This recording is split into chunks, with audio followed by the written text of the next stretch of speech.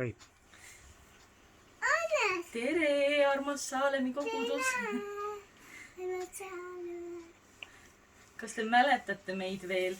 Et ma usun, et ikka vanemad olijad veel mäletavad, sest sellest ajast on juba väga palju vett merre voolanud, kuni me viimati Saalemis käisime.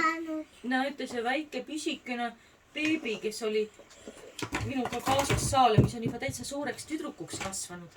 Ja mul on siin teine härra, kes on ka juba päris suureks kasvanud. 10-kuune Hannes ja 2,5-aastane Johanna. Lapsed on suureks kasvanud. Jaa, et Jumal on meid väga-väga õnnistanud. Väga-väga õnnistanud. Nüüd on küll nii kahju, et me ei saa jälle kokku ja ma tean, et ka kogudus praegu kokku ei saa. Aga me saame ometi õnneks videosilla vahendusel suhelda, et me oleme tänulikud nende tehniliste vahendite eest, sest mõelge, kui see asi oleks juhtunud 100 aastat tagasi. Siis oleks meil täitsa võimatu olnud kokku saada. Aga nüüd me saame tõesti ikkagi üksteisega suhelda. Meil on siin läinud kenasti, nagu näete, lapsed kasvavad. Me ise kohaneme siin Hiiumaa eluga ja katsume ennast siin järjest rohkem sisse seada. Et meil on siin väga-väga tore kogudus. Vanasti nimetati Timoliga koguduseks, nüüd me peaksime sellest Herkis Roosimaa koguduseks ümber nimetama.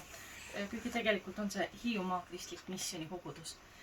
Ja Timoliga ise praegu on Kanadas, nagu ilmselt paljud Saalemi inimesed teavad. Aga meil on jah armas väike kogudus. Aga sellegi poolest me väga-väga igatseme Saalemi järgi ka, et ma tahaks nii väga näha jälle Saalemi rahvast ja ma loodan ikka suvel võib-olla tulla Tartusse ka. Mis sa arvad, kas lähme suvel Tartusse? Jaa, lähme suvel Tartusse. Tahaks küll minna väga teid näha. Ja ma saan soovida palju õnnistust ja palju kannatlikkust sellel raskel ajal, mille tegelikult me peame lihtsalt kodus istuma ja kui on palju teadmatust. Me peame kodus istuma, me ei saa külla minna, sest nii palju on haigeid, on ju. Ja ma soovin väga, et see koroona ei puudutaks väga sügavalt kedagi, vaid et ta võiks minna meist mööda ja et Jumal võiks meid ikkagi hoida sellel ajal. Ja et ta avaks meile selle kummalise perioodi ajal uued perspektiivid ja et me oskaksime oma prioriteete ümber hinnata.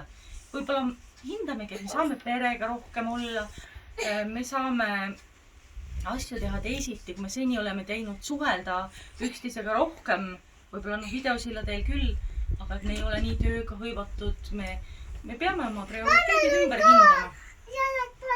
Jaa, Johanna.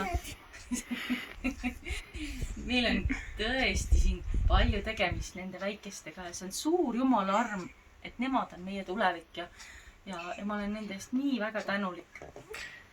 Aitäh Saalemi kogudused olemas olete. Me ikka vahest vaatame Saalemi koguduse teenistusi ka ja siis ma jälle mõtlen rõõmuga nendele aegadele, mis ma seal olin ja mõtlen vahest ka sellele, et oi kui tore, et Saalemi koguduses on näiteks imetamistuba, sellest ma tunnen küll vahest puudust. Et seal on nii palju nagu väga toredaid asju. Nii, Johanna, kas sa tahad ka midagi öelda nendele onudele, tädidele seal kaugel Tartus? Mis sina neile öelda tahad? Ei taha midagi öelda. Sa võid õnnistust soovida. Ütle palju õnnistust. On ju? Me soovime ilusat kevadet, et see tuleks üks õnnistatud kevad. Ma soovin, et me tõesti saaksime sära silma ja me tunneksime igal päeval, et Jumal on meiega. Nii, aga aitäh veel kord ja ma soovin kaunist pühapäeva jätku. Nägemist! Johanna, lehvite ka! Nägemist!